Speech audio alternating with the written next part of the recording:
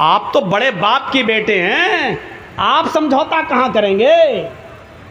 हम तो बड़े बाप की औलाद हैं, हमारी फित्र, हम तो खान हैं, हम तो पठान हैं, हम तो ऊंची कौम के में पैदा हुए हैं।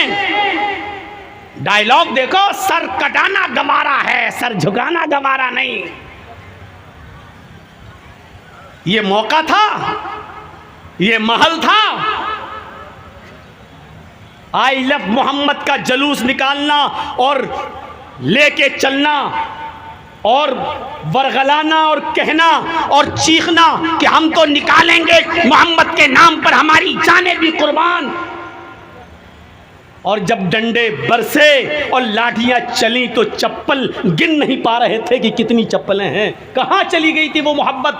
कोई मरा नहीं। कहां चली गई थे वो लोग जो कह रहे थे कि मोहम्मद के नाम पर हमारे सीने छल्ली हो जाने के, हम कराने के लिए तैयार हैं, हम जान देने के लिए तैयार हैं। आज मेरे भाइयों गौर करो, बरेली की धरती पर और बरेली की सरजमीन पर आज कितने मकान और कितनी दुकानें आज बुलडोज कर दी गई और गिरा दी गई। कौन है इसका जिम्मेदार? किसने मना किया कि रसूलुल्लाह से मोहब्बत नहीं होनी चाहिए? रसूलुल्लाह से मोहब्बत तो हमारे ईमान का हिस्सा है। जिसके अंदर रसूल की मोहब्बत नहीं वो मुसलमान ही नहीं। लेकिन जज्बात, जोश, और उस जोश में हम ये भूल गए कि इस वक्त कौन लोग हमारे सरों पर मुड़लाए हुए हैं और कौन लोग बैठे हुए हैं, ये हम भूल गए।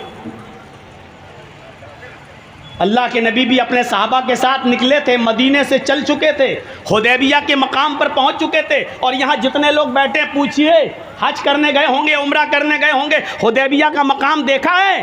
मैं भी सन 1914 में मैं भी 2014 में अपने वालिद साहब के साथ गया था हज करने के लिए और अपनी वालदा के साथ। मैं हुदैबिया के मकाम को देख चुका हूँ।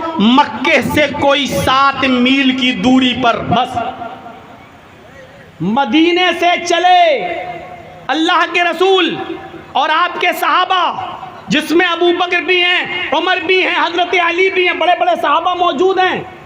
ये काफिला मदीने से चला। आजकल की तरह ये जमाना नहीं था कि मौलाना जर्जी साहब पटना से 1 बजे दिन में वंदे भारत पे बैठे और शाम को 7 बजे आपके किशनगंज में उतर गए और जलसे में आके कहने की सफर बहुत लंबा था, बहुत थक चुका हूं, तबीयत खराब है। ये वो दौर नहीं था। घोड़े का सफर, खच्चर का सफर, ऊंट का सफर, लाइटों का जमाना नहीं। रास्ते में कितनी तकलीफ का से गुजरना हुआ होगा आपको। और 300 मील तकरीबन 450 किलोमीटर का सफर करके हुदैबिया के मकाम पर आकर रुक गए। बरेली के लोगों की तरह अल्लाह के नबी के सहाबा में ऐसे भी ऐसे लोग थे जो ये कह रहे थे कि अल्लाह के रसूल, नहीं हम तो आए हैं तो उम्रा करके जाएंगे, या तो मरेंगे या मारेंगे। और नबी के सहाबा मौत से पीछे हटने वाले नहीं थे। वो ऐसे थे कि कोई कहता था कि आए खुबैब, आज तो तुम्हें भी अच्छा लगता होगा कि मैं बच जाऊं और मेरी जगह मोहम्मद फंस जाएं। तो हजरत खुबैब ने कहा कि मैं ये भी नहीं चाहता हूं कि मेरे पैर में, अल्लाह के रसूल के पैर में कांटा चुभो दिया जाए और मेरी जान बच जाए। अगर मुझसे कहोगे कि सिर्फ अपने पैर में कांटा चुभो लेने दो, मैं मोहम्मद को छोड़ दूंगा, तो अल्लाह की कसम मैं मोहम्मदुर रसूलुल्लाह सल्लल्लाहु अलैहि वसल्लम के पैर में कांटा भी नहीं चुभोने दूंगा, अपनी जान दे दूंगा, लेकिन नबी के पैर में कांटा भी चुभाने की इजाजत नहीं दूंगा। इतनी मोहब्बत थी सहाबा को।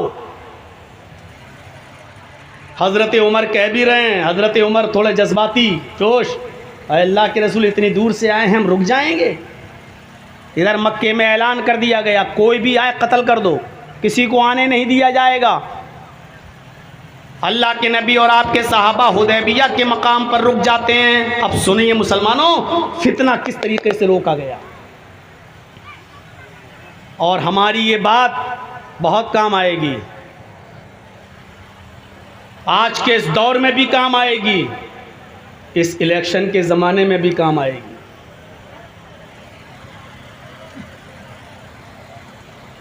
हम किसी पार्टी के एजेंट नहीं हैं, ना हम किसी पार्टी का प्रचार करने आए हैं। आप बिहार के रहने वाले हो, आप हमसे ज़्यादा समझदार हो, हमसे ज़्यादा आप अपने यहाँ के हालात से वाकिफ़ हैं। आपका मामला है, आप समझें। ये जलसा दीनी है, यहाँ हम दीनी बात बताने आए हैं और जनाब मोहम्मद रसूलुल्लाह का उसूल बताने आए हैं। शरीयत ने हमें फसाद के, झगड़े के, नाइत्तिफाकी के, इख्तिलाफ के माहौल में भी हमारी रहनुमाई फरमाई है कि हमें किस तरीके से इन तमाम चीज़ों से निपटना है। इसलिए हम शरीयत का प्रचार आपके सामने करने के लिए आए हैं। अल्लाह के नबी सल्लल्लाहु अलैहि वसल्लम हुदैबिया के मकाम पर रुक जाते हैं और एक सहाबी को मक्के भेजते हैं, जाओ हालात का जायज़ा लेकर आओ, बात करके आओ। तो मक्के के लोगों ने क्या कहा, आप आए हो बात करने, बात तो बैठ कर होगी और मक्के में नहीं आने दिया जाएगा। बातचीत के जरिए मसला हल होगा। कहा गया तो बताइए बातचीत कैसे होगी। कहा जिस जगह पर मोहम्मद और उनके साथी मौजूद हैं उसी जगह पर बात होगी, मक्के में बात नहीं होगी। कहा ठीक है। कुरैशियों का, मक्के वालों का एक वफद तैयार हुआ, एक जमात तैयार हुई और उनका सरदार बनता है सुहैल। बुखारी की रिवायत पढ़िए, उनका सरदार कौन बनता है? सुहैल। अपने चंद साथियों को लेकर हुदैबिया, जहां अल्लाह के नबी मौजूद थे, वहां ये काफिला आता है, ये वफद आता है और अल्लाह के रसूल से गुफ्तगू करता है। यहाँ गुफ्तगू होती है, काफिरों की तरफ से कौन बात करेगा? आवाज़ आई सुहैल का, और कोई नहीं बोलेगा। ठीक, बातचीत तभी अच्छी होती है जब तुम्हारे पास कोई एक आदमी हो और हमारा भी एक आदमी हो। हम लोग सुनेंगे लेकिन बात तुम्हारा एक आदमी, हमारा एक आदमी। काफिरों की तरफ से किसको तैयार किया गया? सुहैल। और कहा कि मुसलमानों तुम्हारी तरफ से कौन बात करेगा? लोगों ने, सहाबा ने जवाब दिया, हमारे नबी जनाब मोहम्मद रसूलुल्लाह सल्लल्लाहु अलैहि वसल्लम। कहा ठीक है, इन दोनों में गुफ्तगू होगी, तुम्हारे आदमी भी सुनेंगे, हमारे आदमी भी सुनेंगे। अब गुफ्तगू शुरू होती है। सुहैल ने कहा ठीक है, आप लोग मक्के में पैदा हुए, आपके आबा व अजदाद मक्के में पैदा हुए, आपकी ज़मीनें मक्के में मौजूद हैं, आपके रिश्तेदार मक्के में मौजूद हैं, हमें कोई एतराज़ नहीं है, लेकिन इस साल हम आपको उम्रा नहीं करने देंगे। अब शर्त लगती है। अब देखिए, शर्तें सब नाजायज़, एक भी शर्त जायज़ नहीं, सारी शर्तें नाजायज़। जिस नाजायज़ शर्त में पहली शर्त क्या है? आप मदीने से यहाँ तक आए हैं, अब यहाँ से वापस लौटकर मदीने चले जाओ। ये नहीं कहा अब आ ही गए हो तो उम्रा कर लो, ये नहीं कहा। इस साल आपको वापस जाना होगा, आप और आपके सारे साथियों को वापस जाना होगा। हम आपको इस साल उम्रा नहीं करने देंगे, आइंदा साल आप और आपके सहाबा आ सकते हो। पहली शर्त यह है कि इस साल वापस जाओ। मंजूर है तो लिखो। मोहम्मद रसूलुल्लाह सल्लल्लाहु अलैहि वसल्लम ने जिद नहीं की, आपने फरमाया सुहैल मुझे तुम्हारी ये शर्त मंजूर है, चलो इस साल हम वापस चले जाते हैं, नहीं करेंगे उम्रा, लेकिन अगली साल तो आ सकते हैं, आइंदा साल नेक्स्ट ईयर तो आ सकते हैं। सुहैल ने कहा नेक्स्ट ईयर, अगली साल आपको आने की इजाज़त है, इस साल नहीं। पहली शर्त लिख ली गई, इस साल वापस जाएंगे, इस साल उम्रा नहीं करने दिया जाएगा। ठीक है, पहली शर्त तय हो गई। दूसरी शर्त काफिरों ने लगाई, आए मोहम्मद दूसरी शर्त यह है कि आइंदा साल आप उम्रा करने के लिए आएंगे और आपके सहाबा उम्रा करने के लिए आएंगे तो मक्के में 3 दिन से ज़्यादा रहने की इजाज़त नहीं दी जाएगी। बिल्कुल वही मामला, इस मुल्क को आज़ाद हमने कराया, सबसे ज़्यादा खून मुसलमानों ने बहाया। आज भी इंडिया गेट पे चले जाइए, 95,000 लोगों में 65,000 सिर्फ मुसलमानों के नाम आपको मिलेंगे स्वतंत्रता सेनानी में, इस जंग की आज़ादी में, आज़ाद कराने में इस भारत को। लेकिन हम ही से कहा जा रहा है कि तुम ही को कागज़ दिखाना होगा, तुम इस देश के बाशिंदे हो या नहीं, तुम इस मुल्क के अंदर रहने वाले हो या नहीं। बिल्कुल वही षड्यंत्र, वही कैफियत। हम ही से कहा जा रहा, हमारी ज़मीन, हमारे आबा अजदाद सब मक्के में पैदा हुए, हमारी ज़मीनें मक्के में मौजूद, हम मक्के में पैदा हुए, और हम ही से कहा जा रहा है 3 दिन से ज़्यादा रहने की इजाज़त नहीं। आए मोहम्मद सल्लल्लाहु अलैहि वसल्लम, आपको और आपके साथियों को मक्के में 3 दिन से ज़्यादा रहने की इजाज़त नहीं होगी, वो भी आइंदा साल। इस साल तो बिल्कुल नहीं, आइंदा साल आ सकते हो, लेकिन 3 दिन से ज़्यादा मक्के में रहने की इजाज़त नहीं होगी। आपने कहा, आए अली लिख दो, मुझे सुहैल की इन काफिरों की तरफ से ये शर्त भी मंजूर है, हम आएंगे और उम्रा करके सीधे वापस चले जाएंगे मदीने, हम मक्के में 3 दिन से ज़्यादा नहीं रुकेंगे, मुझे तुम्हारी ये शर्त भी मंजूर है। अगर अल्लाह के रसूल ये कहते क्यों नहीं रखा जाएगा, क्या मेरी ज़मीन नहीं है मक्के में, क्या हमारे रिश्तेदार नहीं है मक्के में, तो क्या गलत बात थी? सही बात थी, लेकिन कभी कभी सही बात से भी समझौता करना पड़ रहा है। आपने फरमाया ठीक है, मुझे तुम्हारी ये दूसरी शर्त भी मंजूर है। अब उसने एक और खेल बिगाड़ना चाहा, वो ये चाह रहे थे किसी तरीके से ये मामला, ये समझौता बिगड़ जाए। तीसरी शर्त काफिरों ने ये लगा दी, आए मोहम्मद, आप और आपके सहाबा मक्के में जब आइंदा साल दाखिल होंगे तो तलवार लेकर आ सकते हैं, लेकिन आप और आपके साथियों की तलवार मियान के अंदर रहेगी, और मेरे आदमी मक्के में खुली हुई तलवारें लेकर घूमेंगे। कितनी नाजायज शर्त, कितनी नाजायज शर्त। मेरे आदमी मक्के में खुली हुई नंगी तलवारें लेकर घूमेंगे, लेकिन आप और आपके साहबा तलवार तो ला सकते हो, लेकिन तलवार मियान के अंदर रहेगी। अल्लाह के नबी ने इस समझौते पर भी साइन किए, तस्लीम करते हुए फरमाया, आए सुहैल, हम लड़ने के इरादे से आएंगे ही नहीं, इसलिए हमें तुम्हारी ये शर्त भी मंजूर है, हम अपनी तलवारें मियान में रखेंगे, तुम अपनी तलवारें खुली हुई लेकर घूमना, हमें कोई मतलब नहीं है, हमारा इरादा लड़ने का होगा ही नहीं, हम तो उम्रा करने आएंगे और चले जाएंगे। तीसरी शर्त भी मान ली।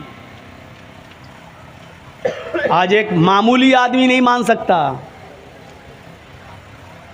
पंचायत बैठ भी जाए तब भी कहते पंचों का फैसला सर आंखों पर, लेकिन परनाला मेरा यहीं बहेगा, हम बड़े बाप के बेटे हैं। मेरे भाइयों, तीसरी शर्त वो भी मान ली। हजरत उमर ऐसे देख भी रहे हैं, ये क्या कर रहे हैं अल्लाह के रसूल। वो हज़रत उमर जिनकी तलवार जल्दी जल्दी मियान से निकलती थी, जिनकी अदालत में कत्ल से नीचे कोई सज़ा थी ही नहीं, लेकिन अल्लाह के रसूल जब शर्तें मान रहे हैं तो उमर फारूक कैसे बोल दें ठीक है, मंजूर है, समझौता हो गया। अब चौथी शर्त एक और लगा दी। थोड़ा सा पंखा इधर भी कर दीजिए भाई, थोड़ा सा, पता नहीं अक्टूबर का लास्ट है, फिर भी तो सर्दी थोड़ी पड़ना चाहिए, लेकिन आज बहुत गर्मी लग रही है। तो मेरे भाइयों सुनिएगा, बहुत दिलचस्प बात, चौथी एक और शर्त लगा दी, किसी तरीके से तो मामला बिगड़े, और अल्लाह के रसूल बिगड़ने नहीं दे रहे हैं। उन्होंने चौथी शर्त लगाई, है मोहम्मद, हाँ एक शर्त और है।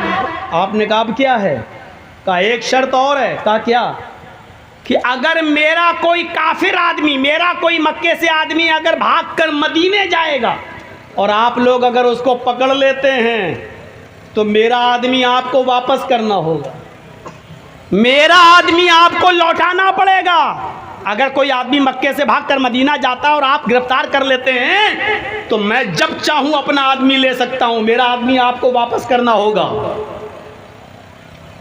और आपका आदमी अगर मदीने से भागकर मक्के आया और हमने पकड़ लिया तो हम आपके आदमी को वापस नहीं करेंगे। आज के इस दौर में ये समझौता कोई कर सकता है? कोई तहरीक, कोई तंजीम, कोई गिरोह, और साथ में जोड़ दो कोई पार्टी, कोई खानदान, कोई नस्ल, इतना गिरकर कोई समझौता कर सकता है? मेरा आदमी अगर भाग कर मक्के से मदीना आएगा तो आपको वापस करना होगा, लेकिन आपका आदमी अगर भाग कर मक्के से मदीने से मक्का आएगा तो हम वापस नहीं करेंगे। अल्लाह के नबी जनाब मोहम्मद रसूलुल्लाह सल्लल्लाहु अलैहि वसल्लम फरमाते हैं, आए सुहैल, मुझे तेरी ये शर्त भी मंजूर है। हजरत उमर ने कहा, अल्लाह के नबी ये शर्त? मेरा आदमी ये वापस नहीं करेंगे और इनका आदमी मैं वापस करूं? अल्लाह के नबी ने फरमाया, आए उमर, तुम नहीं जानते हो, जो मेरा हो जाता है वो जाने का नाम भी नहीं लेता। मेरा तो कोई आदमी जाएगा ही नहीं, और इनका अगर कोई आ भी जाएगा तो मेरे पास चंद दिन रहकर ऐसा अखलाक को किरदार देखकर ऐसा हो जाएगा कि जाने के बाद भी वो मेरा ही रहेगा। मुझे आए सुहैल तेरी ये शर्त भी मंजूर है, ये भी मंजूर कर लिया और लिख दिया गया मुहम्मदुर रसूलुल्लाह को ये समझौता मंजूर है। सुहैल से कहा कि तुम भी दस्तखत कर दो। सुहैल ने जब पढ़ा तो अब एक और नाजायज शर्त, और इतनी खराब शर्त। उसने कहा, आए मोहम्मद सल्लल्लाहु अलैहि वसल्लम, इस पर रसूलुल्लाह लिखा हुआ है, मैं आपको रसूल मानता ही कब हूँ? रसूलुल्लाह काटो, लिखो मोहम्मद इब्ने अब्दुल्लाह को ये समझौता मंजूर है। अगर ये लिखोगे मोहम्मदुर रसूलुल्लाह को समझौता मंजूर है तो हम समझौता ही नहीं करेंगे। हम आपको रसूल मानते ही कहाँ हैं? अगर रसूल मान लें तो झगड़ा ही किस बात का है? फिर तो झगड़ा ही ख़त्म है। आप कहते हो मैं अल्लाह का रसूल हूँ और हम आपको अल्लाह का रसूल मानते ही नहीं है, इसलिए लिखो हम ये मानते हैं कि आप अब्दुल्लाह के बेटे अब्दुल मुत्तलिब के पोते हैं। आप ये लिखिए कि मोहम्मद इब्ने अब्दुल्लाह को ये शर्तें मंजूर हैं। रसूलुल्लाह काटिए। आपने हज़रत अली से कहा, अय अली, रसूलुल्लाह काट दो। फसाद रोकने के लिए, खून खराबा रोकने के लिए लफ्ज़ रसूल तक कटवाने के लिए तैयार हो गए मुहम्मदुर रसूलुल्लाह। इससे ज़्यादा कोई अमन पसंद इंसान होगा? इससे ज़्यादा कोई अमन और शांति को चाहने वाला होगा? काश ये गोदी मीडिया मुहम्मदुर रसूलुल्लाह सल्लल्लाहु अलैहि वसल्लम के इस अमन वाले समझौते को पढ़ती, गौर करती और देखती और छापती और बताती कि मुहम्मदुर रसूलुल्लाह ने अमन कायम करने के लिए और शांति को बहाल करने के लिए लफ्ज़ रसूलुल्लाह तक कटवाने के लिए तैयार हो गए। हज़रत अली ने कहा, अल्लाह के नबी, क्या आप रसूल नहीं हैं? कहा, जी मैं तो रसूल हूँ। अल्लाह ने आपको जब हक के साथ रसूल बनाकर भेजा है तो मेरे हाथ उस लफ्ज़ रसूल को कैसे काट सकते हैं? मेरे हाथों में इतनी ताकत नहीं है कि मैं लफ्ज़ रसूलुल्लाह काट दूँ। और अल्लाह की नबी, ये काम मैं नहीं कर सकता, मुझसे मत करवाइए। जब आप रसूलुल्लाह हैं तो मैं रसूलुल्लाह कैसे काट दूँ? मोहब्बत देखिए, कोई ज़रूरी नहीं कि झंडा लेकर निकला जाए तभी मोहब्बत है, दिल का फोटो बनाया जाए तभी मोहब्बत है। आए अल्लाह के रसूल, मैं लफ्ज़ रसूलुल्लाह नहीं काट सकता अपने हाथ से। अल्लाह के नबी ने फरमाया, लाओ कलम मुझे दो। हज़रत अली ने कलम दे दिया। बुखारी की हदीस, बुखारी की रिवायत, अल्लाह के नबी ने कहा, अली मुझे बताओ कि कहाँ लिखा है रसूलुल्लाह, मुझे बताओ रसूलुल्लाह कहाँ लिखा है। हज़रत अली ने बताया, ये लिखा है, यहाँ से यहाँ तक ये रसूलुल्लाह लिखा हुआ है। आपने खुद उसको अपने हाथ से काट दिया। लीजिए, और लिखवा दिया इब्ने अब्दुल्लाह, मोहम्मद रसूलुल्लाह कटवाकर इब्ने अब्दुल्लाह को ये समझौता मंजूर है। अब हज़रत उमर उठ गए। और सुनो, हमारे और आपकी तरह जज्बाती लोग नबी के साथ भी थे। हजरत उमर उठ गए और कहने लगे, ऐ अल्लाह के रसूल, अलस्ना अलल हक, क्या हम हक पर नहीं हैं? जैसे हम कहते हैं क्या हम सही नहीं बोल रहे हैं, क्या हम गलत बोल रहे हैं, क्या हम फसाद फैला रहे हैं। हजरत उमर ने भी क्या कहा, अलस्ना अलल हक, क्या हम हक पर नहीं हैं। अल्लाह के नबी ने कहा, अय उमर, उस रब की कसम जिसके कब्ज़े में मेरी जान है, हम हक पर हैं। आए अल्लाह के नबी, हम हक पर हैं। कत्लाहुम फिन्नार, तो आप हमें जिहाद का हुक्म क्यों नहीं देते, आप हमें लड़ने का हुक्म क्यों नहीं देते। जब हम हक पर हैं तो लड़ने के लिए क्यों नहीं कहते। आए अल्लाह के रसूल, अगर हम इनसे लड़ने लगें और इन काफिरों को मारें, कत्लाहुम फिन्नार, तो क्या ये काफिर जिनको हम कत्ल कर दें, क्या ये जहन्नम में नहीं जाएंगे। आपने फरमाया हाँ, अगर लड़ते लड़ते तुमने इनको मार दिया तो ये जहन्नम में जाएंगे। कत्लाना फिल जन्नह, अय अल्लाह के नबी, हम तादाद में कम हैं, लड़ते लड़ते अगर इन्होंने हमें मार दिया, हमें कत्ल कर दिया, तो क्या हम जन्नत में नहीं जाएंगे। सवाल कैसे कर रहे हैं हजरत उमर। आय अल्लाह के नबी, अगर हमने इनको कत्ल कर दिया तो क्या ये जहन्नम में नहीं जाएंगे। हाँ, ये जहन्नम में जाएंगे। अगर ये हमें मार दे तो क्या हम मरने के बाद जन्नत में नहीं जाएंगे। आपकी आंखों में आंसू आ गए। फरमाया हाँ, अगर ये तुम्हें कत्ल कर दे तो तुम जन्नत में जाओगे। फरमाया जब दोनों हालत में हमारी जीत है, हम इनको मारे तो ये जहन्नमी, ये हमें मारे तो हम जन्नती, फिर आप हमें लड़ने से क्यों रोक रहे हैं। हम आए हैं तो उम्रा करके जाएंगे।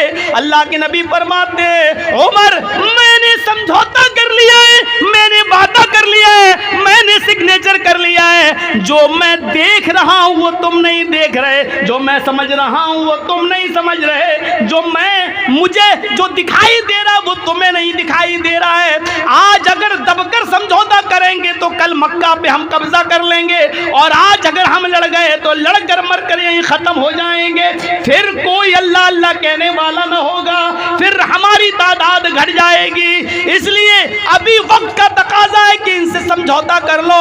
आपने फरमाया जो मैं समझ रहा हूं वो तुम नहीं समझते हो, और आपने समझौता कर लिया और वापस चले गए और सारी शर्तें मान ली उन काफिरों की। अल्लाह के नबी जनाब मुहम्मदुर रसूलुल्लाह सल्लल्लाहु अलैहि वसल्लम ने, और फिर मदीने से दीन का प्रचार चला, और फिर अगले साल खाने काबा में उम्रा करने आए, और उसके बाद धीरे धीरे फिर इस्लाम फैला, और फिर ऐसा इस्लाम फैला, ऐसा फैला कि फिर एक दिन 10,000 सहाबा के साथ मक्के के अंदर फातिहाना दाखिला होता है। और वही अल्लाह के नबी उस मक्के के उसी खाने काबा में, जिसमें 360 मूर्तियां रखी हुई थी, 360 बुत रखे हुए थे, उसी खाने काबा में दाखिल होते हैं।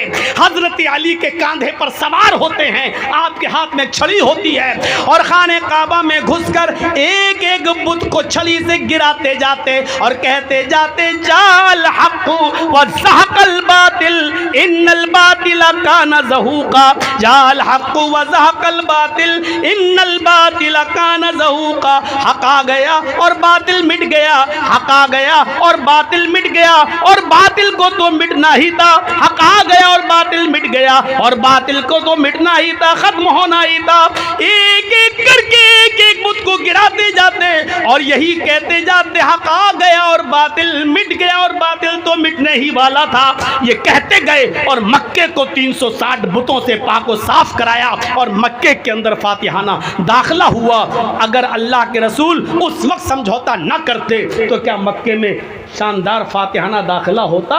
ये जीत की निशानी थी। उस वक्त समझौता करना, काफिरों को लग रहा था कि हम जीत गए, लेकिन हकीकत ये थी कि ये थोड़ी देर के लिए समझौता कर लेना और मान लेना इस बात की दलील थी कि आगे का मुस्तकबिल बहुत अच्छा है, फ्यूचर बहुत अच्छा है। इस समझौते की रोशनी में हम हालात का जायजा लें। उसमें भी सहाबा थे, कुछ कह रहे थे अल्लाह के नबी बिल्कुल सही कर रहे हैं, और कुछ कह रहे थे कि अल्लाह के रसूल को इतना रुस्वा भरा, इतना बेइज्जती वाला, इतना जिल्लत भरा समझौता नहीं करना चाहिए। आज भी अगर चंद लोगों की बात होगी तो चंद लोग कहेंगे हमें भी इतना जलील नहीं होना चाहिए। आज भी अगर मशवरे दोगे तो आज भी कुछ लोग कहेंगे क्या हम लोग जिंदगी भर यही करते रहें, क्या हम लोग जिंदगी भर यही करते रहें, क्या हम लोग जिंदगी भर जलील होते रहें। आज भी मेरे भाइयों हमारे समाज और सोसाइटी में मशवरे करेंगे तो ये कहने वाले भी लोग मौजूद होंगे, लेकिन सोचिए और गौर कीजिए, आज इस्लाम की कोई इबादत मुझे ऐसी बताओ जिसमें इज्तिमाइयत ना हो। आज कहाँ चली गई हमारे दरमियान से इज्तिमाइयत। नमाज तो आदमी घर में भी पढ़ सकता है, लेकिन क्यों कहा कि नमाज मस्जिद में और जमात के साथ पढ़िए? क्यों? इसलिए कि इस्लाम इज्तिमाइयत चाहता है। ईद की नमाज तो आदमी घर में भी पढ़ सकता है, लेकिन क्यों कहा कि मस्जिद के क्यों कहा ईदगाह जाइए? क्यों कहा घर की औरतों को भी ले जाइए? क्यों कहा अल्लाह के नबी ने जिस औरत के पास ओढ़नी ना हो, चादर ना हो, तो अपने सहेली की ओढ़नी और चादर पे चली जाए, लेकिन जाए? क्यों कहा अल्लाह के रसूल ने ईद के दिन भी अगर तुम्हें जाना है, अगर कोई औरत नमाज पढ़ने की पोजीशन में नहीं है, उसको पीरियड शुरू हो गया है और वो नमाज नहीं पढ़ सकती, तब भी वो मुसलमानों की ईदगाह में जाए, नमाज न पढ़े लेकिन दुआ में शामिल रहे। क्यों? ये इज्तिमाइयत का हुक्म क्यों दिया? लेकिन आज वो इज्तिमाइयत कहाँ चली जाती है मेरे भाइयों? आज हमारे दरमियान इख्तिलाफ क्यों है? आज हमारी नाइत्तिफाकी का फायदा लोग क्यों उठा रहे हैं?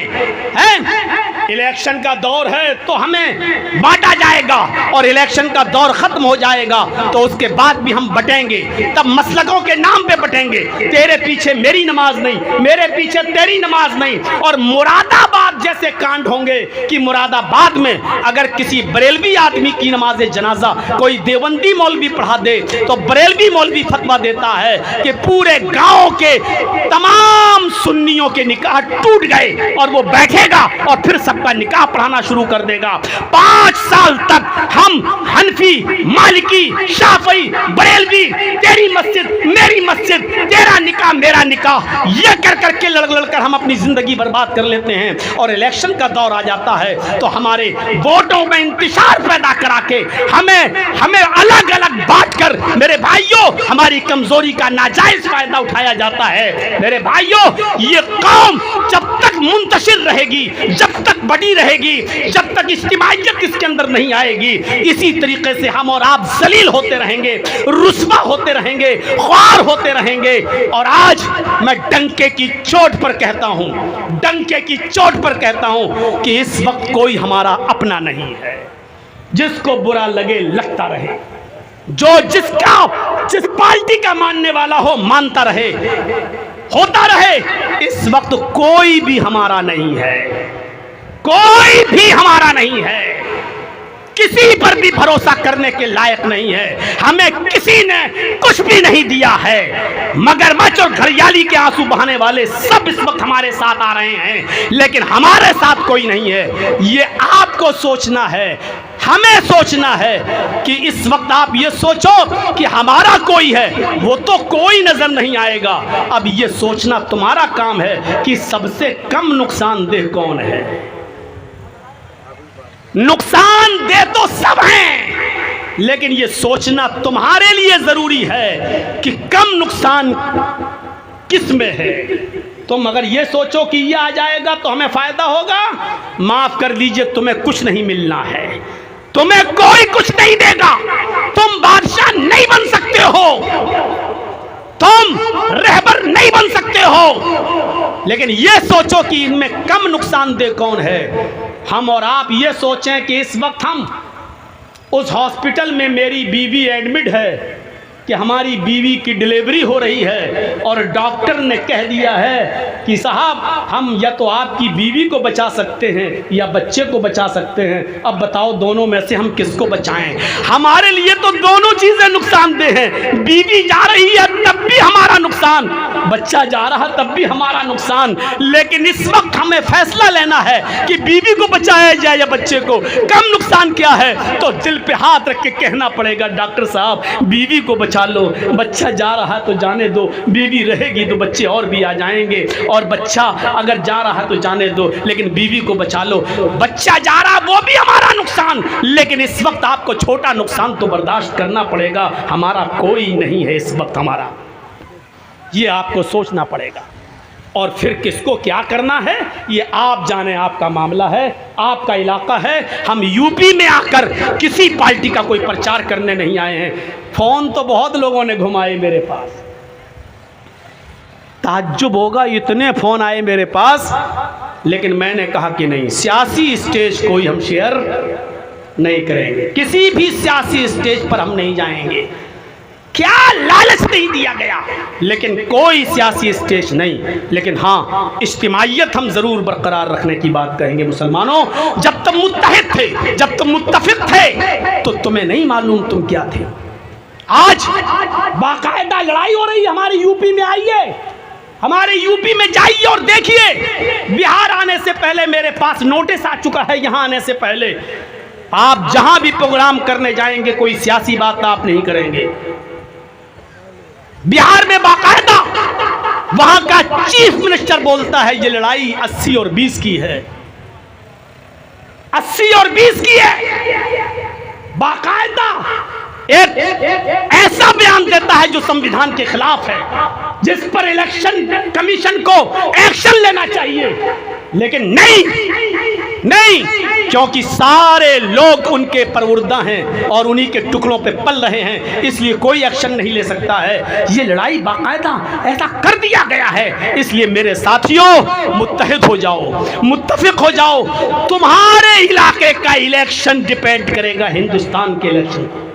दुनिया तुम्हारी तरफ देख रही है बिहार वालों, पूरी दुनिया तुम्हारी तरफ नजर उठा के देख रही है, तुम्हारे इत्तेफाक और इत्तेहाद की तरफ देख रही है। पूरी दुनिया की नजरें इस वक्त तुम्हारी तरफ जमी हुई हैं। इस वक्त तुम्हें अक्ल और शऊर से काम लेने की जरूरत है, तुम्हें अक्लमंदी और दानिशमंदी से काम लेने की जरूरत है। तुम्हें बहुत कुछ कह दिया है मैंने, बस यही कहना बाकी रह गया कि फलां को दो, फलां को मत दो। मेरे भाइयों, मैं कौन होता हूं ये कहने वाला? मैं नहीं कोई होता हूं, आप अच्छी तरीके से समझ रहे हैं। इस वक्त जानते हो कंडीशन क्या है हमारी? आप नहीं जानते हो कौन लोग हमारे सर पे सवार हैं, आपको मालूम है? एक आदमी जो कई मर्तबा एमएलए रहा हो और कई मर्तबा एमपी रहा हो, उस आदमी की एफआईआर अंडा चोरी में हो जाती है। अंडा चोरी में आप अंदाजा लगा सकते हैं कि कौन लोग हमारी खोपड़ियों पे सवार हैं। जानते हो हम किस माहौल में रह रहे हैं? हम इस माहौल में रह रहे हैं कि एक तालाब पे शेर भी पानी पी रहा है और बकरी भी पानी पी रही है। एक ही घाट है, शेर भी पानी पी रहा है और बकरी भी पानी पी रही है। और शेर की तरफ से बहता हुआ पानी, झूठा पानी बकरी की तरफ आ रहा है। पानी वहां से आ रहा बहता हुआ जहां शेर पी रहा, मुंह डाला, और वहां से बहकर पानी आ रहा है इधर, और बकरी यही पानी पी रही है। तो पानी कौन झूठा कर रहा है? शेर। और शेर का झूठा पानी कौन पी रही है? बकरी। लेकिन जब शेर और बकरी दोनों पानी पी चुके तो शेर बहाना ढूंढ रहा है बकरी को मारने का। शेर ने कहा, ए तूने मेरा पानी झूठा क्यों किया? तो बकरी ने कहा, रे जंगल के राजा, मैंने कहा पानी झूठा किया? पानी तो आपकी तरफ से बहता हुआ आ रहा था, मैंने तो आपका झूठा पानी पिया। मेरी क्या मजाल कि मैं आपका पानी झूठा करूं? पानी तो आपकी तरफ से बहता हुआ आ रहा था, मैंने तो आपका झूठा पानी पिया। शेर ने कहा, अच्छा तो तू मुझसे जबान भी चलाती है, मेरे सामने जबान भी खोलती है, तुझे बोलना भी आता है? शेर उठा और उसने बकरी को फाड़ दिया और टुकड़े टुकड़े कर दिया और खा गया। यानी इतना भी कहने का हक नहीं है कि मैं अपनी सफाई पेश कर सकूं। हम उस माहौल में रह रहे हैं।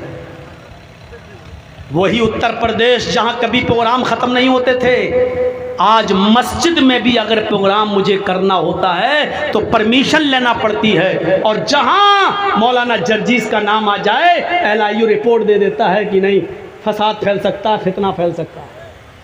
हम अपनी मस्जिद में भी माइक खोलकर हम तकरीर नहीं कर सकते हैं।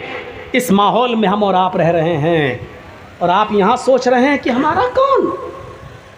इस मौके पर मेरे भाइयों, हम तो पहले ही कहते हैं, और हम हर जलसे में मैंने ये बात कही है कि हमारा कोई रहबर नहीं, कोई रहनुमा नहीं, सब अपना अपना उल्लू सीधा कर रहे हैं। सब मुसलमानों का वोट लेना चाहते हैं और मुसलमानों को देना कोई कुछ नहीं चाहता है। ये अलग बात है कि कोई कम नुकसानदेह है, कोई ज़्यादा नुकसानदेह है। इसलिए मेरे प्यारे भाइयों, हमें और आपको बड़ी दूरअंदेशी से, हिकमत से और बड़ी होशियारी से काम करने की ज़रूरत है। मैं जानता हूँ हो सकता है कि इस तकरीर के बाद भी मैं घर पहुंचूं और घर पहुंचने से पहले कोई नोटिस मेरे घर पर आ जाए। हो सकता है कि इत्तेफाक और इत्तेहाद की बात करके आया। आज लोगों को ये बुरा लग रहा है कि जरजीत साहब इत्तेफाक की बात करें, जरजीत साहब इत्तेहाद की बात करें, जरजीत साहब मिलाने की बात करें। बुरा, ये भी बुरा लग रहा है लोगों को। मेरे भाइयों, हम इस वक्त उस इतनी मसलिहत से काम लेने की जरूरत है जैसे लोमड़ी ने मसलिहत से काम लिया था। याद है, एक जंगल के अंदर शेर ने भी शिकार किया और भेड़िए ने भी शिकार किया और लोमड़ी ने भी शिकार किया। शेर ने गधा मार लिया और भेड़िए ने बकरी मारी और लोमड़ी ने खरगोश मार दिया। अब शेर ने पूछा कि मैंने गधा मारा, भेड़िए ने बकरी मारी, लोमड़ी ने खरगोश मारा, तीनों जानवर मरे पड़े हैं। अब शेर ने भेड़िए से कहा कि भेड़िया समझते हैं ना, शेर ने भेड़िए से कहा, भेड़िए फैसला करो कि कौन सा जानवर कौन खाएगा। सबने मेहनत की है, फैसला करो कौन सा जानवर कौन खाएगा। भेड़िया शेर की बात को समझ नहीं पाया, शेर के इरादे को समझ नहीं पाया। और मैं शेर किसको कह रहा हूं ये आप समझ जाइए, उसकी नीयत समझ नहीं पाया भेड़िया। तो भेड़िए ने कहा कि साहब ये तो बहुत आसान है। कहा क्या आसान है? कहा कि आपने गधा मारा है, ये बड़ा जानवर है, आप खा लीजिए। भेड़िए ने कहा, फैसला किया।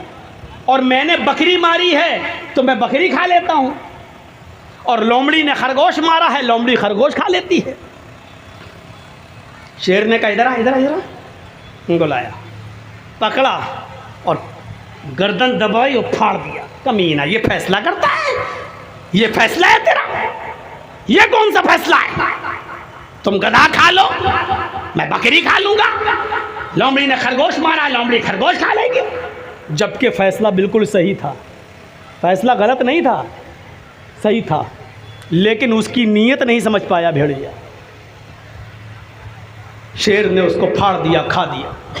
अब लोमड़ी से कहा, कमीना फैसला करना नहीं आता है, भेड़िया भेड़िया ही रहेगा, तुम बताओ। अब लोमड़ी से कहा कि तुम बताओ कौन सा जानवर कौन खाएगा, तुम अच्छी तरीके से फैसला कर लोगी, बताओ।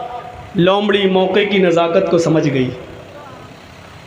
लोमड़ी ने कहा बिल्कुल बेवकूफ़ था, पागल था, कमीने को फैसला ही करने नहीं आया। अरे जंगल के राजा, ये 4 जानवर जो मरे पड़े हैं चारों आपके हैं। सुबह उठिए गधा खा लीजिए, दोपहर में आप बकरी खा लीजिए, शाम के टाइम पर आप भेड़िया भी खा लीजिए, और रात में आप खरगोश भी खा लीजिए। आप जंगल के राजा हैं, ये आप नहीं खाएंगे तो कौन खाएगा? इस कमीने को फैसला करना नहीं आता है। ये चारों जानवर आपके हैं, आप खा लीजिए।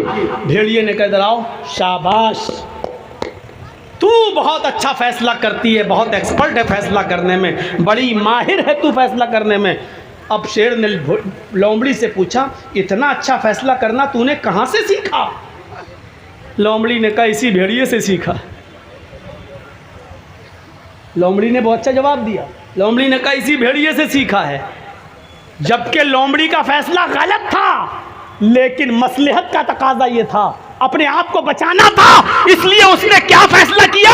सुबह गधा खा लो, दोपहर में बकरी खा लो, असर के टाइम पे, शाम के टाइम पे भेड़िया खा लो, और शाम को जब सोने चलो तो खरगोश भी खा लो, चारों जानवर आप। शेर ने कहा, वाह क्या बेहतरीन फैसला किया है, वाकई तू बहुत अच्छा फैसला करना जानती है, ये कहाँ से सीखा? कहने लगी, आप भेड़िए से सीखा है, भेड़िए से।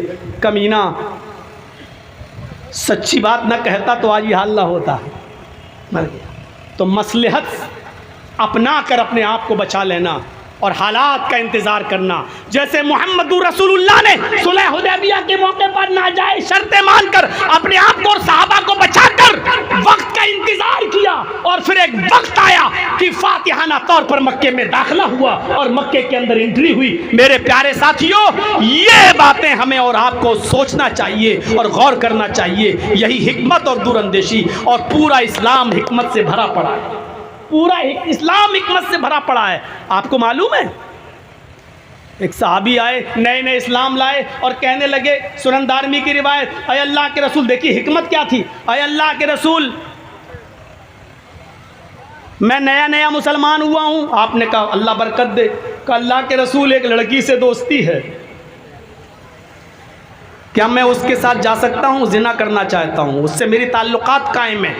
गौर करो, किस चीज़ की इजाज़त मांग रहा है? जिना की। कौन मांग रहा है? नया नया इस्लाम लाया है, सहाबी है। किससे मांग रहा है? मोहम्मदुर रसूलुल्लाह से। अरे आपके अंदर भी इतनी तमीज़ होगी कि सिगरेट पीते हुए जा रहे होंगे और किसी मौलाना पर नज़र पड़ी, बुजुर्ग आदमी पर, तो आप अपनी सिगरेट बुझा लेते हैं कि ये मौलाना साहब की कम से कम इज्जत करनी चाहिए, उनके सामने सिगरेट नहीं। और ये शख्स कैसा देहाती था, अल्लाह के रसूल से कह रहा है कि मुझे इजाज़त दीजिए जिना करने की, और साहबा कोनी मार के करे चुप। अल्लाह के नबी ने फरमाया साहबा से, नहीं नहीं नहीं नहीं, अय हाय हाय, मसलहत देखिए, हिकमत देखिए। आप चाहते तो उसको डांट सकते थे, पागल कमीने, जिना की इजाज़त मांगना, शर्म नहीं आती तुझे? लेकिन नहीं, डांटा नहीं, क्योंकि डांटते तो भाग जाता, फटकारते तो भाग जाता। आपने कहा इधर आओ। आपने उसको कितने प्यार से समझाया। और सुनो नौजवानों, आपने उसको कितने प्यार से समझाया। आपने फरमाया बैठो, जिना करना चाहते हो? अब भी कह रहा जी। किससे? एक है हमारी दोस्त। अच्छा एक काम करो, जो काम तुम उस लड़की से करना चाहते हो, चलो वो काम तुम अपनी माँ के साथ कर लो, करोगे? लीजिए, हिकमत देखिए। जबकि अल्लाह के रसूल ये नहीं कहना चाह रहे हैं कि अपनी माँ से करो, लेकिन आप उससे कह रहे हैं कि अपनी माँ के साथ ये काम करो, करोगे? अल्लाह के नबी, उसकी ज़बान से जुमला क्या निकला? फिदा का भी व उम्मी या रसूल अल्लाह, मेरे माँ बाप आप पर कुर्बान, ऐसा कौन हो सकता है जो अपनी माँ के साथ ये जिना करे? नहीं अल्लाह के नबी, ऐसा नहीं हो सकता। अपनी माँ के साथ कौन करेगा? आपने कहा हाँ, माँ के साथ तो कोई नहीं कर सकता। फिर आपने फ़ौरन कहा अपनी बहन के साथ ये काम कर लो, जो उस लड़की के पास है वो तुम्हारी बहन के पास भी है। यही अल्फाज हैं। उसने कहा अल्लाह के नबी, मेरे माँ बाप आप पर कुर्बान, कोई शरीफ आदमी अपनी बहन के साथ भी गलत काम नहीं कर सकता। आपने कहा हाँ, बहन के साथ कौन कर सकता है? देखिए समझाने का स्टाइल देखिए, अपनी बेटी के साथ ये गलत काम कर लो।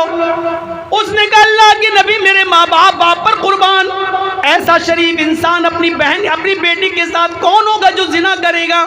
नहीं नहीं, बेटी के साथ भी नहीं। फिर आपने उससे कहा अच्छा अपनी फूफी के साथ कर लो, अपनी चची के साथ कर लो, अपनी खाला के साथ कर लो। हर बात पे कहता गया कि नहीं नहीं, अल्लाह के नबी, शरीफ इंसान कोई अपनी चची के साथ, फूफी के साथ नहीं कर सकता है, खाला के साथ नहीं कर सकता है। आपने फरमाया नौजवान, जब कोई अपनी माँ, बहन, बेटी, फूफी, चची, खाला के साथ ये काम नहीं कर सकता है, तो ये बताओ क्या तुम ये पसंद करोगे कि तुम्हारी बहन के साथ, तुम्हारी बेटी के साथ, तुम्हारी फूफी के साथ, तुम्हारी चची के साथ, तुम्हारी माँ के साथ कोई गलत काम करे? कहा अल्लाह के नबी, मैं भी ये पसंद नहीं करूँगा कि कोई मेरी बहन बेटी के साथ ऐसा करे। आपने फरमाया जिस लड़की के साथ तुम जिना करना चाहते हो वो भी तो किसी की बहन होगी, वो भी तो किसी की बेटी होगी, वो भी तो किसी की खाला होगी, फूफी होगी, चची होगी, कोई तो होगी। वो आदमी कैसे बर्दाश्त करेगा और मंजूर करेगा कि उसकी बहन बेटी के साथ ऐसा किया जाए? कहने लगा अल्लाह की नबी, मेरी समझ में आ गया है, मेरे लिए दुआ कीजिए, अल्लाह ताला मुझे इस शर से बचाए। आप आपने उसके सर पे हाथ फेरा और उसके लिए दुआ की, आय अल्लाह इसको हराम कारी से और हराम चीज़ों से बचा ले। उस नौजवान का कहना है कि अल्लाह के नबी की इस दुआ के बाद किसी लड़की की तरफ तो छोड़ो, किसी लड़की की तरफ तो छोड़ो, किसी हराम चीज की तरफ भी मेरी नजर नहीं उठी। आपने कितनी हिकमत के साथ समझाया, कितनी मसलहत के साथ समझाया, माँ बहन बेटी का नाम लेके समझाया। अगर आप उसको डांटते और फटकारते तो भाग जाता, इस्लाम से दूर हो जाता और फिर करीब ना आता। आपने उसको बड़े प्यार से समझाया, हिकमत से समझाया, और प्यार से समझाने का नतीजा ये निकला कि वो तमाम हराम कामों से तौबा कर लेता है और फिर किसी हराम चीज की तरफ नजर भी नहीं डालता। तो पूरा इस्लाम हिकमत से भरा पड़ा है, पूरा इस्लाम मेरे भाइयों मसलहत से भरा पड़ा है। हमें और आपको भी मसलहत के पेशे नजर बहुत सी चीजों से समझौता करना पड़ेगा, हमें भी हालात के पेशे नजर बहुत सी चीजों से समझौता करना पड़ेगा। बड़े बाप का बेटा मत बनो मेरे भाइयों, हिकमत से काम लीजिए। और बिहार के इस वक्त के होने वाले चुनाव को, जिस पर पूरी दुनिया की नजर है, हिंदुस्तान की नहीं पूरी दुनिया की नजर है, इस चुनाव को मेरे भाइयों एक मिसाली चुनाव बनाओ, इलेक्शन बनाओ। वैसे ही आपको मालूम नहीं कि आपको विदेशी कहा जा रहा है, आपको रोहिंग्या कहा जा रहा है, आपको बांग्लादेशी कहा जा रहा है, आपके ऊपर क्या क्या इल्जामात लगाए जा रहे हैं, और आप ये जानते हैं कि कौन आपके पीछे पड़ा हुआ है, और इस वक्त के चुनाव को क्या क्या बनाने की कोशिश की जा रही है। इसलिए मुसलमानों, मेरी आपसे अपील है कि बड़ी हिकमत के साथ, बड़ी दूरअंदेशी के साथ एक एक वोट की कद्र और कीमत को पहचानना, इत्तिफाक और इत्तेहाद का सबूत देना, जहां भी जाना मिलकर जाना, जिस जगह भी वोट डालना इत्तिफाक के साथ डालना, इत्तेहाद के साथ डालना। किसको देना ये आपकी मर्जी है, लेकिन इंतशार न हो, इफ्तराक न हो, बंटवारा न हो। अगर आपका बंटवारा हो गया तो समझ लो कि फिर से देश के दुश्मनों के हाथों में इसकी बागडोर जा रही है। फिर आप पछताएंगे, फिर आप खून के आंसू रोएंगे। मेरे भाइयों, जिस तरीके से हम लोग खून के आंसू रो रहे हैं, उसी तरीके से आपको भी खून के आंसू रोने के सिवा कुछ नहीं मिलेगा, क्योंकि इख्तिलाफ फिर बाद में भी खत्म नहीं होगा। फिर मस्जिद का झगड़ा, फिर तेरी मेरी मस्जिद का झगड़ा, तेरे मेरे जनाजे का झगड़ा, तेरी मेरी नमाज का झगड़ा, ये सारे झगड़े फिर शुरू होंगे। अल्लाह से दुआ करो मेरे भाइयों कि अल्लाह हम तमाम मुसलमानों को इत्तिफाक और इत्तेहाद के एक प्लेटफार्म पे कायम फरमा दे, हम सबको मिला दे, हम सबको आपसी इख्तिलाफात मिटाकर पूरी इज्तिमाइयत के लिए और पूरी मुस्लिम कौम के फायदे की सोचने की कोशिश करनी चाहिए, और अल्लाह ताला हमें उसकी तौफीक अता फरमाए। मेरे प्यारे साथियों, 12:50 हो चुके हैं। 10 मिनट का टाइम मैं आपको यहाँ बैठकर इस इदारे के लिए आपसे कुछ मांगूंगा, कुछ दूंगा, क्योंकि आप खुश नसीब हैं कि आपके इलाके में इदारे चल रहे हैं। हमारे यूपी में आ जाइए तो बुलडोजर चल रहे हैं। आप हमारे यूपी पर नजर डाल दीजिए तो क्या हो रहा है। ये इदारे अगर आपकी रहमो करम पर नहीं चल पाए तो आपको बिहार से भी ये इदारे बंद करना होंगे। 10 मिनट का मैं टाइम देता हूं आपको। आपने हमेशा हमसे मोहब्बत की है, आज भी अपनी मोहब्बत का सबूत दीजिए। 100, 200, 500, 1000 जो भी आप मेरे हाथ में देना चाहें इस इदारे के लिए दीजिए। अल्लाह ताला आपको इसका अजर अजीम अता फरमाएगा। इलाहुल आलमीन, हम तुझसे दुआ करते हैं कि हम मुसलमानों को इत्तिफाक और इत्तेहाद के एक प्लेटफार्म पर कायम फरमा दे। अल्लाह, तेरे नबी का फरमान है, तेरे नबी का फरमान है, अमालुकुम उम्मालुकुम। अज़ीम शान इजलास के सदर मुहतरम, इस इजलास के नाज़िम मुहतरम,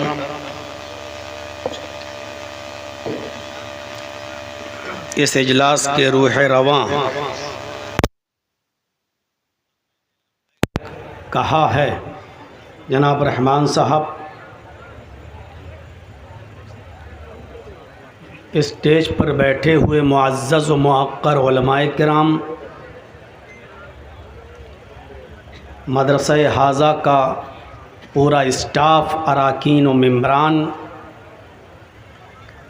स्टेज पर बैठे हुए मोहल्ले के और इस इलाके के बावकार और सम्मानित अहबाब, बेलवा किशनगंज और उसके अतराफ़ व अकनाफ से तशरीफ़ लाए हुए इंतहाई मोहतरम सामईन हज़रात, पर्दा नशीन इस्लामी ख़वातीन, माँ और बहनों, कौम व मिल्लत के लायकवर नौजवानों, मुस्तक़बिल के होनहार अज़ीज़ बच्चों, बेलवा में मैं जब भी आता हूँ तो मुझे अपना पुराना दौर याद आ जाता है। इस इलाक़े में मेरी सबसे पहली तकरीर इसी बेलवा की सरज़मीन पर हुई थी और इसी सरज़मीन पर और इसी फील्ड पर हुई थी। गालिबन 1999 का दौर था और आज 2025 चल रही है। 26 साल का अरसा, 25 साल का अरसा बहुत ही जल्दी गुज़र गया। नई नस्लें आ गईं। यकीनन इन 25 सालों में बहुत से लोग इस दुनिया से चले भी गए। जैसे मैं 25 साल पहले भी जनाब इसराइल साहब के घर पर रुका था और आज भी मैं उन्हीं के घर पर ठहरा हुआ हूँ। अशरफ भाई हमारे मेज़बान बने, हम उनके मेहमान। अल्लाह रब्बुल आलमीन जो लोग इस दुनिया से गुज़र गए उनको ग़रीक़ रहमत फ़रमाए, उनकी मग़फ़िरत फ़रमाए, और जो लोग इस वक्त मौजूद हैं अल्लाह रब्बुल आलमीन हमें दीन इस्लाम पर कायम रखना और जब हमारा ख़ात्मा हो तो ईमान पर हमारा ख़ात्मा फरमाना। बहुत ही हसास मौजू की तरफ आज मैं आप को ले चलना चाहता हूँ। इस दौर में, इस ज़माने में हमें इस चीज़ की ज़रूरत है। जो कुरान की आयत मैंने आपके सामने अभी तिलावत की है सूरह बकरा के दूसरे रुकू से, उस आयत के अंदर अल्लाह तबारक व तआला ने मुनाफिकों की एक निशानी बताई है। एक अलामत बताई है और ये बताया है कि मुनाफिक की पहचान क्या है। इज़ा क़ील लहुम ला तुफ़सिदू फ़िल अर्ज़, मुनाफिक को आप कैसे पहचानेंगे?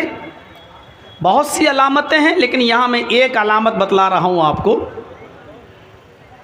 कि जब उनसे कहा जाता है कि ज़मीन में फसाद मत फैलाओ, ज़मीन में फसाद बर्पा मत करो,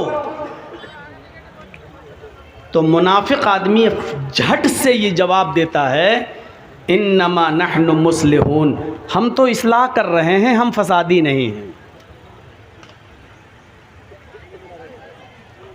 अभी जरजीत साहब से कहिए कि जरजीत साहब आप ये मत बोलना, वो मत बोलना, इस पे तक़रीर मत करना, आप आए हो तो ये मत कहना, वो मत कहना, और सीधे सीधे दीन की बात बताकर आप चले जाइए। जरजीत साहब झट से कहेंगे क्यों? मैं जो बोल रहा हूँ या बोलता हूँ वो कोई चीज़ गलत है क्या? क्या मैं सच नहीं बोलता हूँ? क्या मैं हक बात नहीं कहता हूँ?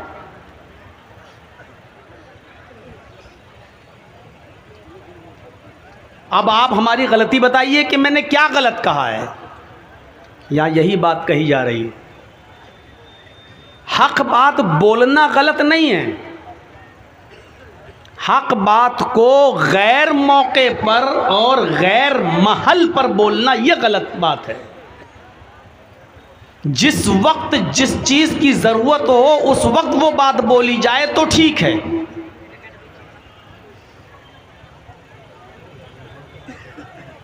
इस जलसे में मैं बोल सकता हूं कि 200, 300, 400, 500 आदमियों की बारात गलत है। इस्लाम में कोई हुक्म मौजूद नहीं है, शरन नाजायज़ है।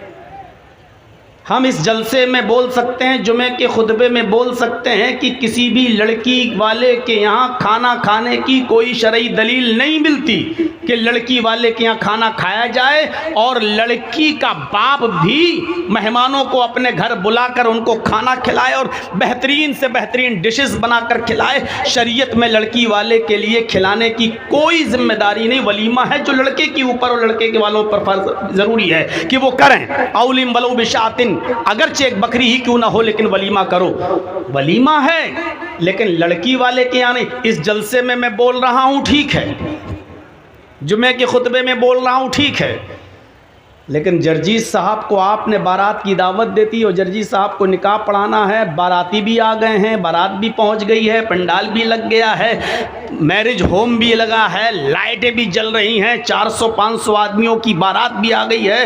अब उन सब लोगों के सामने जर्जीस साहब कह रहे हैं बारात हराम, ये चोर हैं, ये डाकू हैं, क्यों आए हैं? तो ऐसे मौके पर जर्जीस साहब का बोलना ख़तरे से खाली नहीं है। हो सकता है कि वही 400 और 500 आदमी आपका गरीबान पकड़ें, मारें, पीटें और आपको वहाँ से भागना पड़े।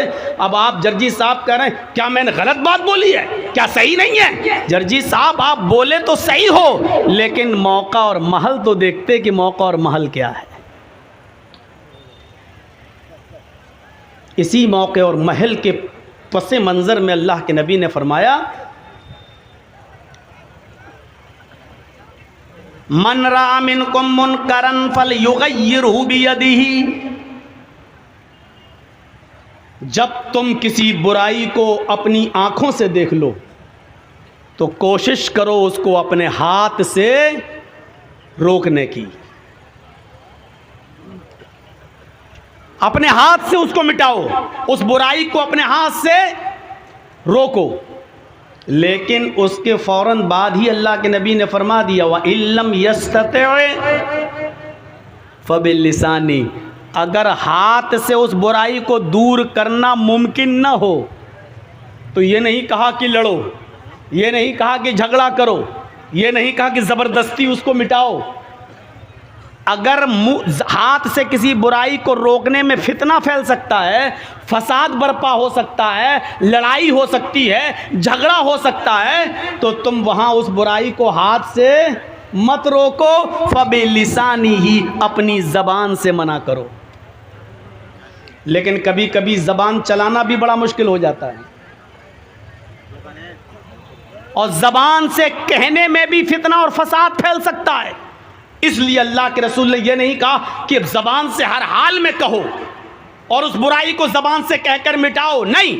फमल्लम यस्तति फबिक़ल्बिही, अगर ज़बान से कोई बात कहने में बुराई के मिटाने के लिए अगर उसमें भी झगड़ा हो सकता हो, उसमें भी फसाद हो सकता हो, उसमें भी लफड़ा हो सकता हो, उसमें भी खून खराबा हो सकता हो, तो तुम ज़बान से भी उनको मना मत करो, फबिक़ल्बिही, तो दिल से बुरा जानो, लेकिन फितना और फसाद ना फैलाओ, ये कहा है। अब आप अंदाज़ा लगा सकते हैं, बुराई को इतने ज़ोर शोर के साथ मिटाने का हुक्म दिया कि हाथ से रोको, लेकिन अगर हाथ से रोकने में फितना और फसाद, खून खराबा होने का डर हो तो हाथ से मत रोको, ज़बान से मना करो। और ज़बान से मना करने में भी खून खराबा फैल सकता हो तो ज़बान से भी मत कहो, बल्कि दिल से बुरा जानो और ख़ुद उस जगह मत जाओ, हट जाओ। ठीक है, इसको मैं बारात मना करूँगा तो ये हमारे ऊपर पिल पड़ेंगे, तो जर्जीस साहब आप खुद बारात में मत जाइए, दिल से बुरा जानिए, अपने घर बैठिए, चुपचाप रहिए। ये ज़ालिका ज़अफ़ुल ईमान, ये ईमान का सबसे कमज़ोर दर्जा है। मेरी बात आप समझ गए होंगे कि मेरा इशारा किस तरफ है, मैं कहना क्या चाह रहा हूँ। ये मुनाफिकों का वस्फ़ है कि जब उनसे कहा जाता है कि ज़मीन में फसाद मत फैलाओ तो अकड़ कर कहते हैं मैं तो हक बात कह रहा हूँ, मैं तो इस्लाह कर रहा हूँ, मैं सही बात बोल रहा हूँ। आपके सही बात कहने का इनकार मैं नहीं कर रहा हूँ, आप सही बात गलत जगह पर कह रहे हैं और गलत वक्त पर कह रहे हैं। अब रमज़ान का महीना चल रहा हो, आप कुर्बानी के अहकाम बताएं तो सही नहीं है। रमज़ान के महीने में आप खुतबा दें कि कुर्बानी ऐसे करो, जानवर को ऐसे लिटाओ, इतना दांत का जानवर होना चाहिए, इतना उसकी उम्र होनी चाहिए, तो आपको लोग बेवकूफ़ कहेंगे, जबकि आप सही बात बोल रहे हैं, कुरान और हदीस बोल रहे हैं। लेकिन उस वक्त ये मौका नहीं है। रमज़ान के महीने में आपको रमज़ान के मसाइल बताना पड़ेंगे, ईद उल अज़हा के महीने में आपको ईद उल अज़हा के मसाइल बताना पड़ेंगे, कुर्बानी के मसाइल बताना पड़ेंगे। मेरे भाइयों, इसी तरीके से हक बात कहने का और सही बात कहने का एक मौका होता है, उस मौके पर आप कहिए, और एक वक्त होता है, उस वक्त पर वो बात कहिए तो अच्छी लगती है। तो मुनाफिक वक्त और टाइम नहीं देखता है, कहता है इन्नमा नहनु मुस्लिहून, हम तो इस्लाह करने वाले हैं। लेकिन अल्लाह ने क्या कहा, अला, होशियार रहना ऐसे लोगों से। इन्नहुम हुमुल मुफसिदून वलाकिन ला यशऊरून, ये इस्लाह फैलाने वाले लोग नहीं हैं, इस्लाह करने वाले लोग नहीं हैं, ये समाज का भला चाहने वाले लोग नहीं हैं, यही फसादी हैं, यही मुफसिद हैं। वलाकिन ला यशऊरून, इनको पता नहीं है, ये जानते नहीं हैं। ये समझ रहे हैं कि मैं बहुत अच्छा काम कर रहा हूँ, ये समझ रहे हैं कि मैं बहुत नेक काम कर रहा हूँ, हालांकि नेक काम करने का ये वक्त नहीं था। अब मैं एक दो मिसालें आपके सामने रखूँगा। 35 साल की उम्र थी नबी अकरम सल्लल्लाहु अलैहि वसल्लम की, यानी 40 साल के बाद आप रसूल बने। अभी नबी भी नहीं बने थे, अभी रिसालत भी नहीं मिली थी, नबूवत भी नहीं मिली थी। उम्र कितनी थी? 35 साल। और मक्के में तेज़ बारिश हो गई, सैलाब आ गया, और खाने काबा जिसका हम और आप सब तवाफ़ करते हैं, उस खाने काबा में शिकाफ पड़ गया, वो डह गया, वो गिर गया। तो मक्के के लोगों ने अज सरे नौ दोबारा खाने काबा को बनाकर तैयार किया। ये सब का अकीदा था कि अल्लाह का घर है, खाने काबा को बनाकर तैयार किया। जब खाने काबा बनकर तैयार हो गया, आप लोग थोड़ा जल्दी करिए, बीच में खड़े होकर चंदा करने को मैं मना नहीं कर रहा हूँ, लेकिन थोड़ा सा डिस्टर्ब हो रहा है, जल्दी कीजिए। मदरसे का काम है, वो तो करना ही है, वो तो ज़रूरी है, इसी मकसद से जलसा हुआ है, उसमें कोई रुकावट नहीं, लेकिन थोड़ा जल्दी। खाने काबा जब बनकर तैयार हो गया दोबारा, तो जो हजरे अस्वद था, हजरे अस्वद जिसको हम और आप जाकर चूमते हैं, जो वहाँ तक पहुँच जाए, बोसा लेते हैं, उस हजरे अस्वद को रखने का जब नंबर आया, उसको उसी जगह पर रख दिया जाए जहाँ वो रखा है, तो उसको रखना था। तो बड़े बड़े कबीले लड़ने लगे, बड़े बड़े कबीले लड़ने लगे, ख़ानदान लड़ने लगे। ये कहता है मेरा कबीले का सरदार रखेगा, दूसरा कबीला कहता नहीं, इस हजरे अस्वद को मेरे कबीले का सरदार रखेगा, तीसरा खड़े होके कहता है इसको मेरे कबीले का सरदार रखेगा, चौथा कहता है इसको। अलगर्ज बड़े बड़े कबीले लोग लड़ने लगे और कहने लगे कि नहीं, इस हजरे अस्वद को उठाकर उसकी जगह पर रखने का हक सिर्फ हमारे कबीले को हासिल होगा। यहाँ तक कि तलवारें निकल आईं, लड़ने पर आमादा हो गए, खून खराबा फैलने की नौबत आ गई,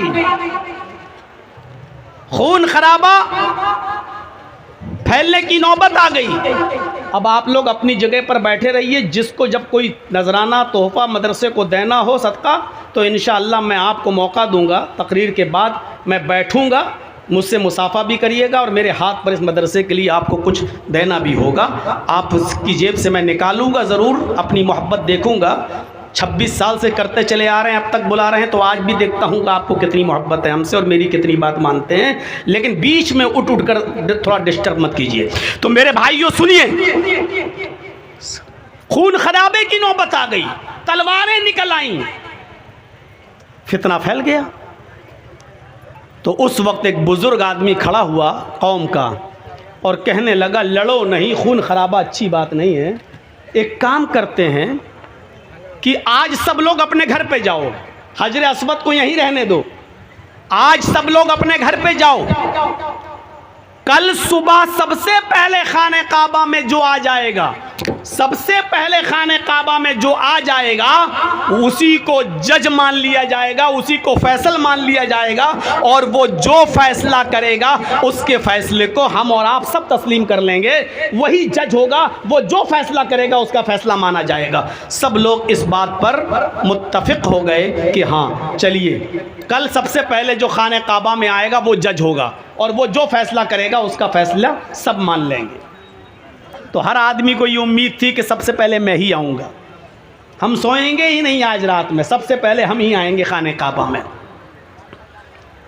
तो सब लोग जाकर अपने अपने बिस्तर पर बैठ गए, बातें करने लगे। मुहम्मदुर रसूलुल्लाह, जो अभी तक मोहम्मद इब्ने अब्दुल्ला हैं, वो भी आए और आप अपने घर में आकर लेट गए, आराम करने लगे।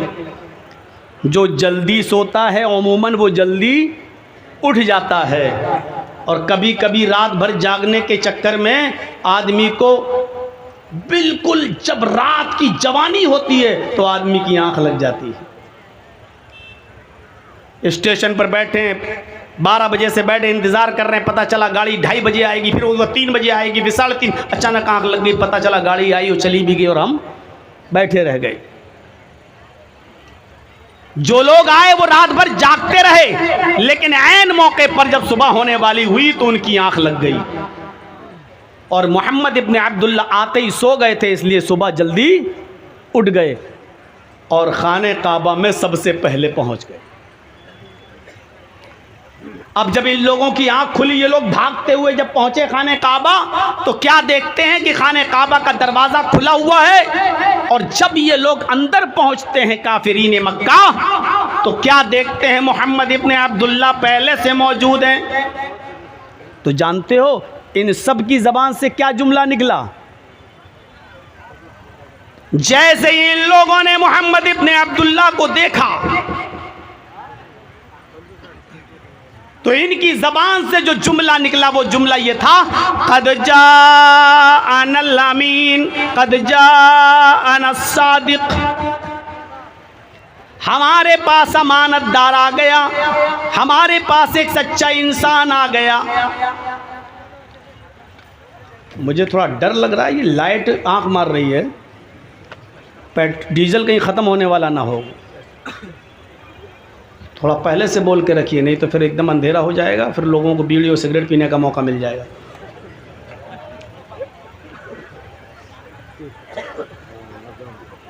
तो तवज्जो दीजिएगा, लोगों की ज़बान से ये जुमला निकला, क़द जाअनल अमीन, क़द जाअनस सादिक़, हमारे पास अमानतदार आ गया, हमारे पास सबसे सच्चा इंसान आ गया। यानी अभी तक अल्लाह के रसूल होने का दावा नहीं किए, लेकिन मक्के के लोग आपको पहले ही से सच्चा मानते थे और अमानतदार मानते थे, और सारे लोग चीख पड़े, आप जो भी फैसला करेंगे हमें मंजूर है। जर्जीस साहब के खिलाफ फैसला मुकदमा चल रहा हो लोअर कोर्ट में, लोअर कोर्ट का फैसला जर्जीस साहब के फेवर में होगा तो हम मानेंगे, मेरे खिलाफ हो गया तो हम हाई कोर्ट जाएंगे। हाई कोर्ट का फैसला मेरे हक में हुआ तो ठीक, नहीं हुआ तो हम सुप्रीम कोर्ट जाएंगे। ऑप्शन है ना, यहां कोई ऑप्शन नहीं। मक्के के सारे लोगों ने कहा, आए मोहम्मद, हमने पूरी जिंदगी में आपको कभी झूठ बोलते हुए नहीं देखा, इसलिए आप जो भी फैसला करेंगे मंजूर है। अभी फैसला किया नहीं अल्लाह के नबी ने, लेकिन लोगों ने मानने का इकरार पहले कर लिया कि आप जो भी फैसला करेंगे हम आपका फैसला मान लेंगे, चाहे वो मेरे फेवर में जाए, चाहे वो मेरे खिलाफ जाए, चाहे वो मेरे हक में जाए, चाहे वो मेरे खिलाफ जाए, आपका फैसला हम मान लेंगे। मोहम्मद इब्ने अब्दुल्ला फरमाते हैं, क्या तुम सब लोग मेरे फैसले को मानोगे? कहा जी। अब अक्लमंदी देखिए, फितने को कैसे रोका। फसाद को कैसे रोका, खून खराबे को कैसे ख़त्म किया। अब अल्लाह के नबी सल्लल्लाहु अलैहि वसल्लम क्या करते हैं, जब आपने इकरार करा लिया सबसे, मेरी बात मानोगे, कहा जी, सब ने कहा कि हम मान लेंगे। आपने एक चादर जो आपके पास थी, उस चादर को आपने ज़मीन पर बिछाया और उस चादर के ऊपर आपने हजर अस्वद को रख दिया और आपने कबीले के सरदारों से कहा कि तुम ये कोना पकड़ो, तुम ये कोना पकड़ो, तुम ये कोना पकड़ो, तुम ये कोना पकड़ो। सब लोगों ने एक एक कोना पकड़ लिया।